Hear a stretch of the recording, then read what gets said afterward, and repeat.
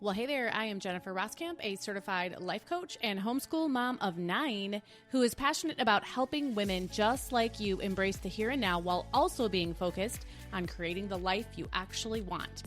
In reality, it's not about thinking life will get so much better or so much easier when you fill in the blank. Let's work on creating a life you love now. So let's dive in and get started on redefining Supermom to be someone who is present, intentional, and content rather than perfect in our homes, in our lives, and in our own skin. Let's get started. This is the Intentional Mom Podcast. Well, hey there, I am Jennifer Roskamp, and this is episode number 3, where I am going to be talking a little bit about flying by the seat of your pants and why that is ideal sometimes, which is probably, again, kind of bucks the conventional wisdom. But I'm here to make a pretty solid argument about why flying by the seat of your pants is actually a good thing, okay? Sometimes. So here's what you need to know. We're actually going to discuss 2 different things here.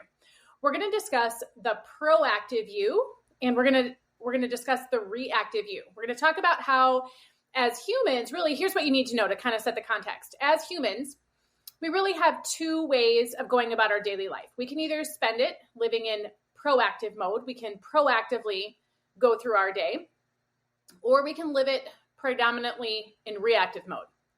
And normally I, myself too, am very much in favor of living in proactive mode. However, as I'm going to present to you here today, there is a very beneficial time for actually flying by the seat of your pants. So that is what we are going to talk about. So let's first kind of define, what is your reactive self? What does that mean? Well, your reactive self is someone who doesn't think things through fully. Just doesn't think things through fully, right? You might think things part of the way through. Again, you give it some thought, but you are not thinking things fully through. So that's number 1. Number 2 about reactive you is that reactive you does things without anticipating the consequences. Now, there are people who do this all the time, or almost all the time, right? That is definitely not ideal. But your reactive self is someone who does things without anticipating the consequences. Your reactive self is also someone who might not have a filter. Just says things, does things, usually says things, just behaves without a filter, right? Just kind of, again, flies off the cuff, just does whatever comes to mind, says whatever comes to mind. I'll think about it later. Okay, that's kind of talking and acting without a filter. Your reactive self also might not always make the strategic choice. I love being strategic, and in almost all cases, that's going to be advantageous. But there are times, as we will discuss today, where the reactive self, the person who doesn't always make the strategic choice, might actually be the better choice. I'm so excited to kind of unveil all this. This is really exciting stuff. And then the last kind of piece of your reactive self is your reactive self only focuses on what feels good in the moment. What feels good in the moment. So there are others, there are other ways to kind of define your reactive self, but these are really the trademarks, I feel, of the reactive, fly by the seat of your pants you. Okay? So let's contrast that with the proactive you. The proactive you is someone who thinks things through fully. And you'll notice really what I'm doing. If you could see a piece of paper and we were to write this down on a piece of paper, you would see on the left-hand column, you'd see all the descriptions that I just gave you for the reactive you, and then envision a line drawn, and then to the right of that line, directly across from each one of those things that I shared about the reactive self, we're gonna talk about the opposite in the reactive way. Okay, so in the proactive way, excuse me. So the proactive you is someone who thinks things through fully. Your proactive self is someone who fully thinks through things. Your proactive self is also the you who always thinks about the consequences. We're always thinking of, what is the result of this going to be?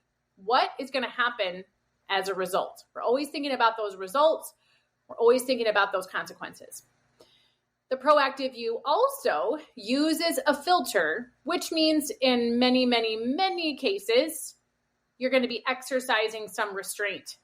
Sometimes that can be such a challenge, right? But the proactive you is going to use a filter. The proactive you is also going to be someone who thrives in the land of strategy.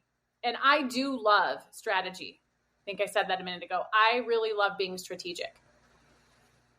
But that's why this was a real eye-opener for me when I thought about the flying by the seat of your pants and why sometimes that's a benefit. But thrives in the land of strategy. And then finally, your proactive self is someone who focuses on the future, often at the expense of what it feels like right now. We're so focused on the future, we really don't even consider what it might feel like in the moment.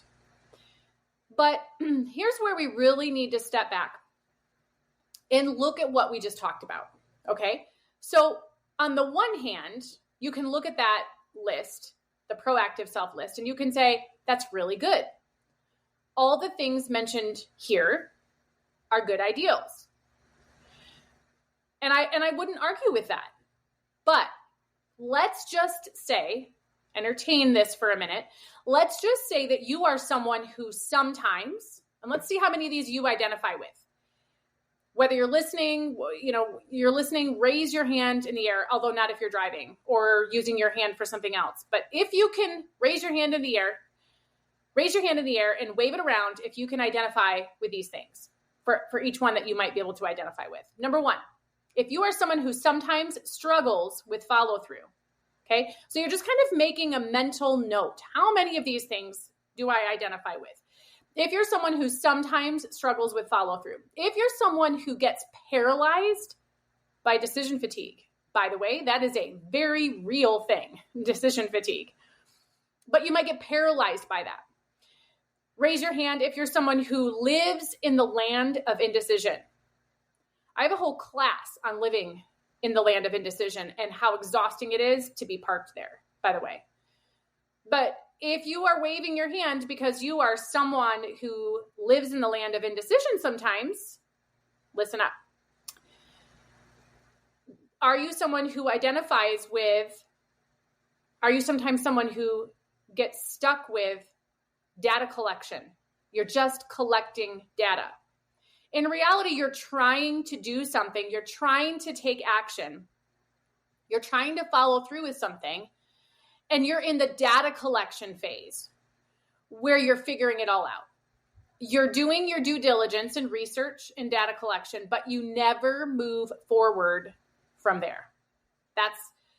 That's really where the data collection, again, data collection isn't bad, but it's when you stay stuck there and you're just collecting data. Oh, I'm just thinking it through, right? So if you're someone who struggles with that. So if any of these things, I'm not sure how many times you raised your hand. Interesting to think about. I hope you were kind of keeping count. But if any of these things are ever true for you, then flying by the seat of your pants sometimes can be a very good thing.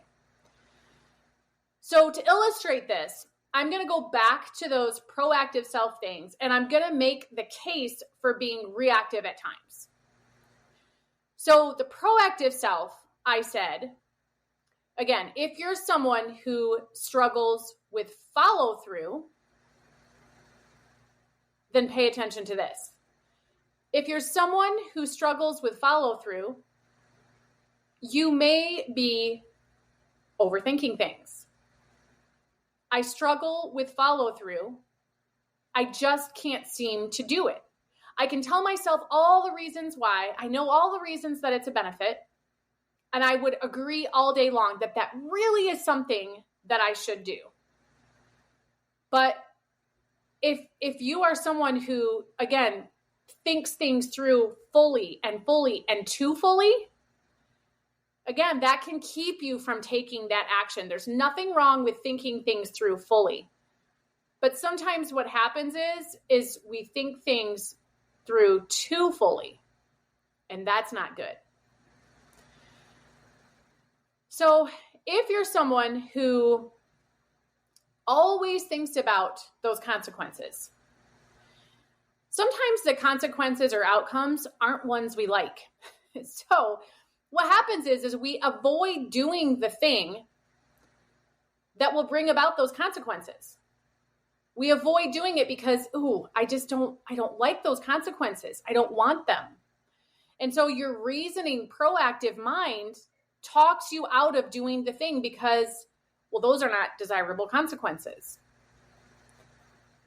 And sometimes, again, the here and now, there's actually a benefit to it. Sometimes those consequences can hold us back from taking an action that really we should be taking, but we're holding ourselves back because of those consequences.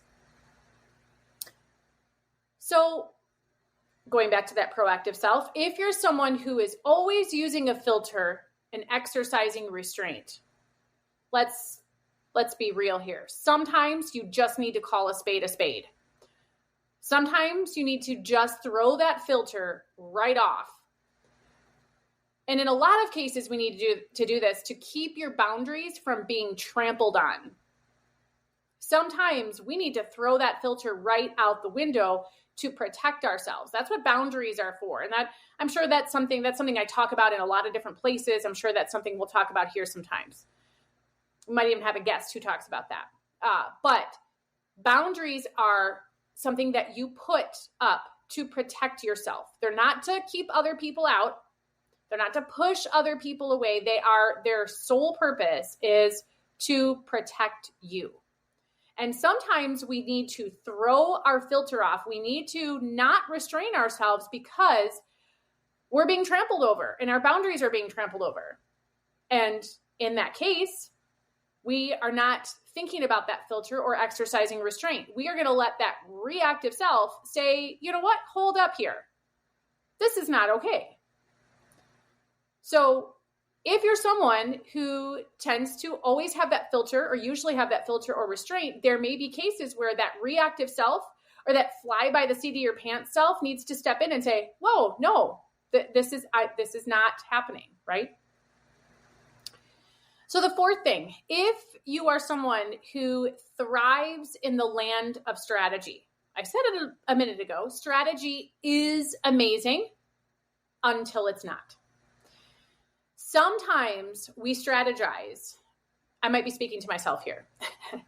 Sometimes we strategize in such detail and to the extent that at the end of the day, we end up wasting so much time because we just can't predict how life is going to go. And so we've strategized this thing completely out. But then the fluidity of life can often just come in and laugh in your face. You thought that's what was going to happen. And in the life, the way that you would have written it, it is.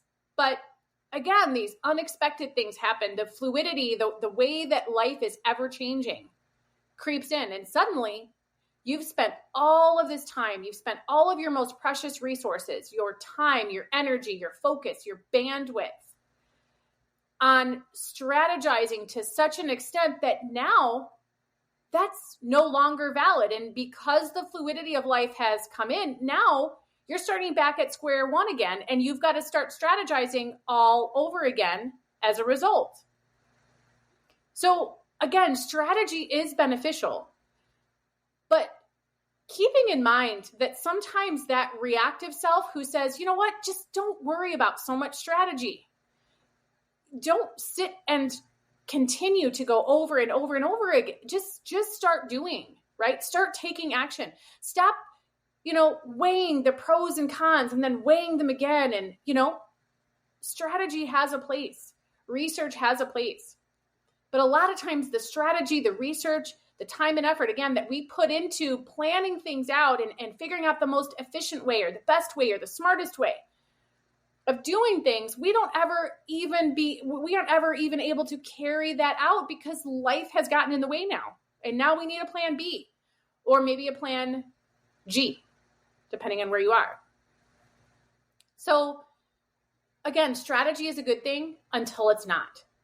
And sometimes we just need to let that reactive fly by the seat of your pants you show up and say, enough strategy. Let's just start doing the thing. Okay? The last thing to talk about is the proactive self, the proactive you who is focused on the future. But again, there's a time where that reactive self needs to come in and just put some blinders on your proactive self. Because sometimes what happens is, again, we're so focused on the future that it can be at the expense of what it feels like right now. In reality, if we would allow ourselves to see it, we would see that sometimes the gain really isn't worth the pain. Sometimes we focus on the gain of the future at the expense of today's reality. And the real problem here ends up being that when that happens, it opens the door for regret. And regret is one of the hardest emotions to carry. Regret is one of those emotions that I feel as humans, we should try to avoid at all costs.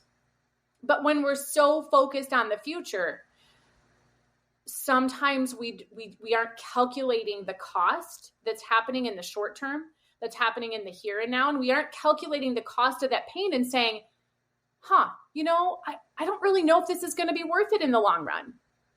Sometimes that fly by the seat of your pants, reactive you, again, needs to step in and say, whoa, wait a minute. I'm not going to argue with you that maybe those things would be good. Those future outcomes, those results, those would be good. But let's examine the here and now too. Let's examine the pain. Let's examine where we're at right now and calculate some of those costs and decide, is it really going to be worth it? Because again, so often we put our blinders on and we're focused at that overall gain, that overall result, which might be 100% completely desirable. But there are times where our proactive self can't be the loudest voice in the room, because when we are allowing that, we are costing ourselves, we are paying a pretty high price that could open the door to regret and a situation where we find ourselves saying, man, I wish that I had paid closer attention. I wish that I would have listened to that part of my brain that oftentimes we're trying to quiet. Oftentimes the part of our brain that says, oh, you don't really want to do that, right? Your brain is wired to keep you safe, happy, and comfortable. And so when you look at doing things that aren't safe, happy, and comfortable, going to keep you safe, happy, and comfortable, your brain says, oh, wait a minute, you don't want to do that. Wouldn't it be so much better just to avoid it? Oh, that's too hard. Don't do that. Or don't do that, do this instead, or do that tomorrow, right? The procrastination voice, right? Oh, you'll have time to worry about this tomorrow. It'll be better tomorrow. It'll be easier tomorrow. Our brain tells us all those things. And a lot of times, the best thing to do is to quiet that, or to at least examine and consider, should I be listening to this voice? And that's really what you're doing here, right? That's really the tool that you need in thinking about this proactive self and this reactive self and this, should I be strategic or should I fly by the seat of my pants? And there is no right or wrong answer. I've just defined the proactive you and the reactive you and what sorts of things you may feel or find yourself in if you're always operating in proactive self brain or too often acting there. And then I've kind of challenged why the proactive self, I've kind of given you the other argument, kind of the reason why not to live with your proactive self, to not have your proactive self make the decision in this case. But there is no right or wrong way to know, or there is no certain way to know, should it be the fly by the seat of my pants self right now? Should I be listening to that voice? You're going to have to just take it on a case-by-case basis. And you're going to have to examine each situation where you're wondering which self is the better self to listen to here. And a lot of times, more times, it will be that proactive self. But I didn't want you to never consider that reactive self or to push aside the fly by the seat of your pants opportunities, assuming that those are all bad. Nothing is all bad. One of my favorite things to remember. But what I hope that you'll do as a result of listening to this is just consider that it could be your proactive self who should be listened to in this situation, but it could be that it's your reactive, fly by the seat of your pants self who should be listened to in this situation. So I hope that I've brought to your attention the fact that you should consider both sides to determine what is the best way to go forward here. Who should be the loudest voice in the room in this case? Because it's not always cut and dry, but I think a lot of times we are conditioned into believing that it is. So I wanted to make the other side of the argument here for you, as I so often do. I always like to say, really what intentional living is to me and making intentional choices, what that actually means is that you have intelligence. You are making an actual choice. You're not just sitting in the backseat. In my coaching program, I often talk about the difference between living in the backseat and living in the driver's seat. And I even talk about that here. I talk about that on Instagram. It's one of the things I talk about. You'll hear me talking about that places, but I talk about it a lot in that program. And most times you can still be in the driver's seat and decide something that is counterintuitive.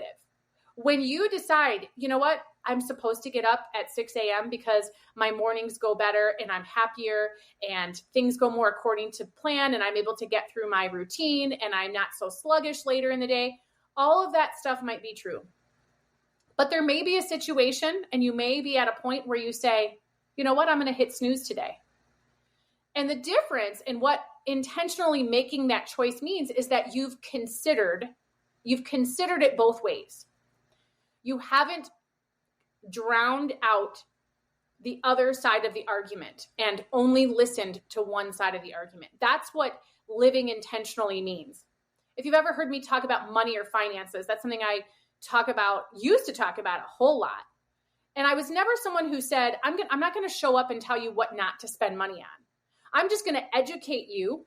And same thing with time. That's another one of your resources, right? Time, focus. I'm not going to tell you how you should and shouldn't spend your time or your money. But what I am going to tell you is I am going to arm you with some wisdom, some perspective, some ways of looking at it so that you can make an educated choice, an intentional choice. That's an educated with wisdom behind it is what an intentional choice is. And so today I've given you some tools to consider who should I listen to? Should I listen to the planning, proactive, think about things ahead of time, strategize, think, gather data. Should I park my car there? Or should I maybe consider that there's some value over here as well? So that's what I've armed you with today. So thank you so much for joining me. Until we talk again, make it a great day.